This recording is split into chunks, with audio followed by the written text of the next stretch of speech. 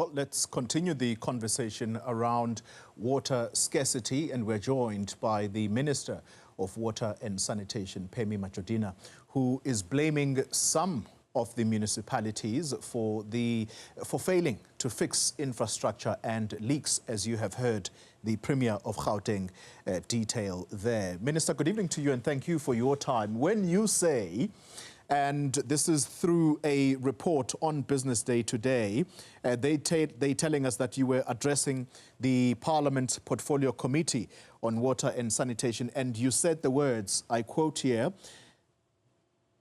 "The result of the water crisis in Gauteng is, quote unquote, a self-inflicted pain that can be eliminated with political will and management."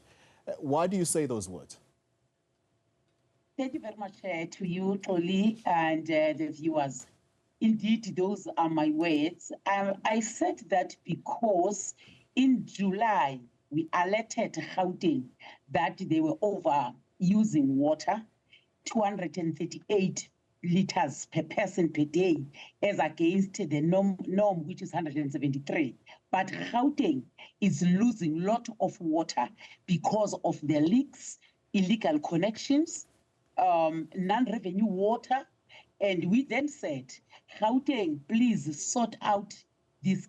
You might see crisis soon. So they did not adhere to that.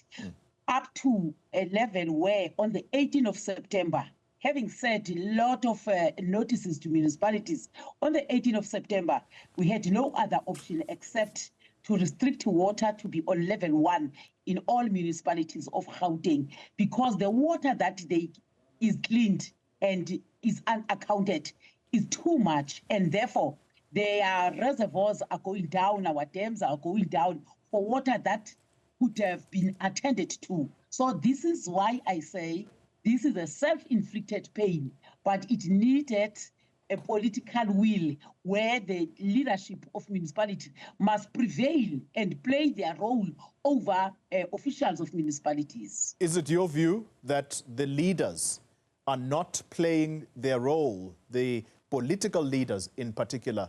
What is it that they are supposed to do? The political leaders must issue a directive. Directive number 1 is that they must correct the billing system. The second one is to close the leaks. The third one is to disconnect all illegal connections. The fourth one is to ensure that they monitor their water levels in terms of reservoirs. So when the officials are not doing that, it should be the political leadership that prevail over the officials, because I cannot expect mayors to go around and close leaks, but there are people that are employed to manage water in Gauteng, in all municipalities. The War on Leaks campaign, you will remember that campaign very well under the Zuma administration. Millions were spent subsequently. What are you saying about that campaign? Was it an utter failure? It was an utter failure because it did not deal with the actual problem. Whilst we are saying there must be war on leaks, but also those leaks might happen every day if we are not attending to the aging infrastructure. The infrastructure is decaying, not because of the makings of the current municipalities, but because that infrastructure was not meant for the volume that it has now.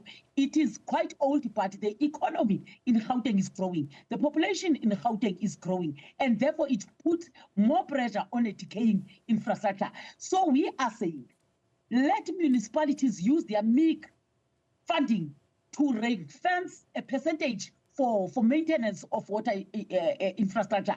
Water infrastructure, not only in Gauteng, across the country, all municipalities, there is no maintenance. Water sales is not used to invest back in water infrastructure.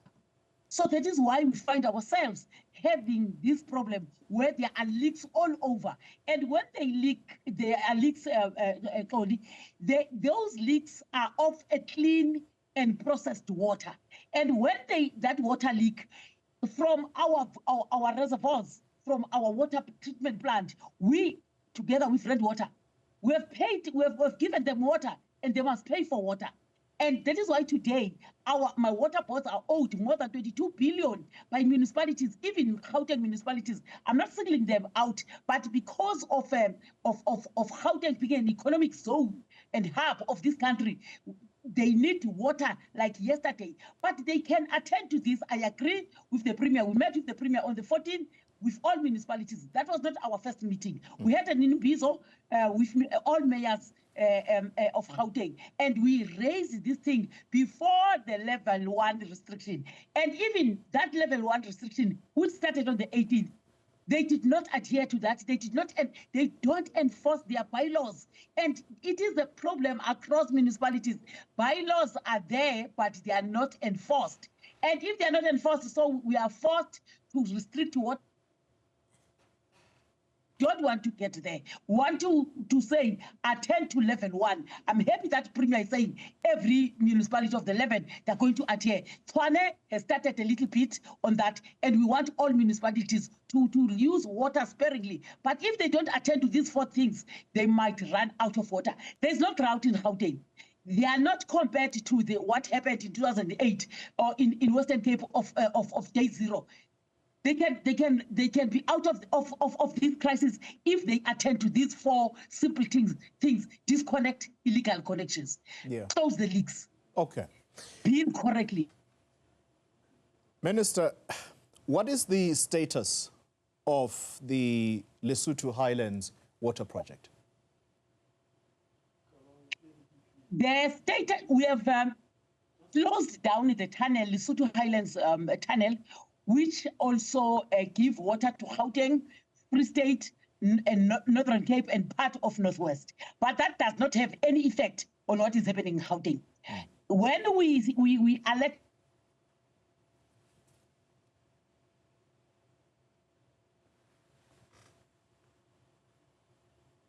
we seem to have lost that connection to the Minister of Water and Sanitation, Pemmy Majodina, as we were winding down that conversation. All right, I'm told that she is back. Minister, apologies for that. It is the internet connection that has affected us there. Please, could you start from the beginning on the status of the Lesotho Highlands water project? The status of Lesotho Highland project has no effect on what is happening now in Gauteng. The loss of water in Gauteng happened even before we closed the tunnel. We have closed the tunnel from the 1st of October, when we have already put Gauteng on level 1 restriction. We are displaying to all municipalities that you must attend to routine maintenance. We're doing the major maintenance between ourselves as South Africa and Lesotho, and we've filled up all water reservoirs. There's enough water, but with Gauteng, instead of that water being enough, they might run out of water because of what I've said earlier on of the non-revenue. It is not only Gauteng that gets water from the Lesotho tunnel. Free State and Northern Cape, part of Northwest, but they are not in this crisis because they are attending to non-revenue water. So there's no impact. We are going to close that channel for 6 months, but also want to say, maintain your water resource, all municipalities. Hence, we cannot postpone that maintenance. It's going to take 6 months, and we have enough water that we've stored for these 6 months. That water can take us up to 9 months, but we're very firm that in 6 months' time, we must be done. Yeah. I'm wrapping this conversation. It's a final question to you, Minister. And I can't not use this or take this opportunity to ask you as a senior member of the ANC about the very issue, the very resource that we're talking about, water, and the fact that municipalities, as you say, are not complying. They simply are not listening, because that is actually what you are contending here. I'm saying that you are suggesting that municipalities are simply not listening. Do you foresee this impacting you as the ANC in the upcoming 2026 elections? If so, how? Water is a basic human right. Water is life. And what has costed ANC in the previous elections of May, amongst others, is water. Every corner, people are raising the issue of water. And if we don't attend to this, it might cost us for 2026. And we must not act as if we did not hear. People complained about water. They complained about load shedding, which is now under control. They complained about road infrastructure. They complained about crime. Those are the 4 basic things that people complained about. And we said across political parties, the issue of water must be attended to. That is why since I came to office, 3 months now, I've been calling all municipalities. I've been meeting premiers, MECs for Kokta to say, please assist. I've met with Salga and we are agreeing with Salga that municipalities must change gear. Indeed, it's going to cost us if we don't fix the issue of water. Minister, I thank you for your honesty. The Minister of Water and Sanitation also taking the opportunity to talk to her in her capacity as ANC NEC member. Thanks indeed for your time. Pemmy Majodina there.